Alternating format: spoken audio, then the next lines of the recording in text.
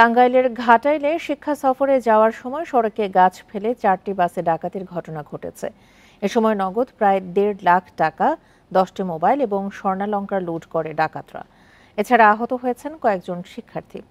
ভোরে উপজেলার সাগরদিঘি ঘাটাইল সড়কের মালিরচালা এলাকায় এই ঘটনা ঘটে। পুলিশ জানায়, ময়মনসিংহের ফুলবাড়িয়ার উপজেলার সৈয়দপুর উচ্চ বিদ্যালয়ের 4টি বাস শিক্ষার্থীদের নিয়ে শিক্ষা সফরের জন্য নাটোরের উদ্দেশ্যে বের হয়। ভোরে ঘাটাইল সাগরদিঘি এলাকায় পৌঁছলে সড়কে গাছ ফেলে বাধা সৃষ্টি করে ডাকাত দল। এ সময় টাকা, মোবাইল ও স্বর্ণালংকার লুট করে তারা। পরে 999-এ ফোন করলে ডাকাত দল পালিয়ে যায়। এ ঘটনায় অজ্ঞাত 12 জনকে আসামি করে মামলা করে বিশ্ববিদ্যালয়ের প্রধান শিক্ষক।